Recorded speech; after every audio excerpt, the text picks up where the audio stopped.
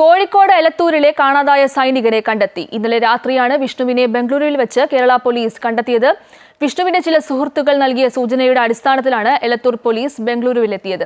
ഉടൻ തന്നെ സൈനികനുമായി അന്വേഷണ സംഘം കോഴിക്കോട് എത്തും. സാമ്പത്തിക പ്രയാസത്തെ തുടർന്ന് നാട്ടിൽ നിന്നും മാറി നിൽക്കുകയായിരുന്നു എന്നാണ് വിഷ്ണു പോലീസിനോട് പറഞ്ഞത്. പൂനെ ആർമി സ്പോർട്സ് ഇൻസ്റ്റിറ്റ്യൂട്ടിലാണ് വിഷ്ണു ജോലി ചെയ്യുന്നത്. നാട്ടിലേക്ക് വരുന്ന വഴിയാണ് കാണാതായത്.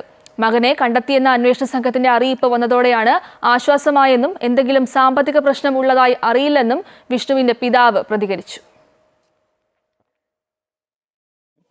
ഇവിടുന്ന് പോയ അന്വേഷണ സംഘത്തിലുള്ള എസ് ഐ സാറ് വിളിച്ച് പറയുന്നത്.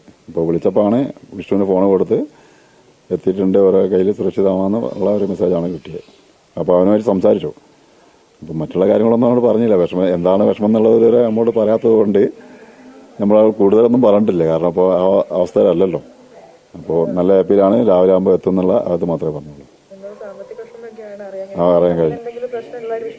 ഇല്ല, ഇതിനു മുമ്പ് ഇതുവരെ പറഞ്ഞില്ല. നമ്മളെ എല്ലാ ദിവസവും അങ്ങോട്ടും ഇങ്ങോട്ടും നല്ല ഇതിൽ ആ ബന്ധത്തിൽ അച്ഛൻ മകൻ എന്നുള്ള നിലയ്ക്കല്ല, അത്രയും ഫ്രണ്ട്ഷിപ്പിൽ പോകുന്നതാണ്. ഇതുവരെ അങ്ങനത്തെ ഒരു കാര്യം പറഞ്ഞില്ല. ഇനി എന്തെങ്കിലും ബുദ്ധിമുട്ടുണ്ടെങ്കിൽ നമുക്ക് തരണം ചെയ്യാന്നൊക്കെ നമ്മൾ പറയലുണ്ട്. പക്ഷേ ഓൻ ഇതുവരെ പറഞ്ഞില്ല. അപ്പോൾ ചിലപ്പോൾ അവൻ്റെ മനസ്സിനുള്ളിൽ നിന്ന് ആ ഒരു വിഷമം കൊണ്ടായിരിക്കും പറയാത്തതെന്നുള്ള തോന്നലാണ് ഇപ്പോൾ ഉള്ളത്.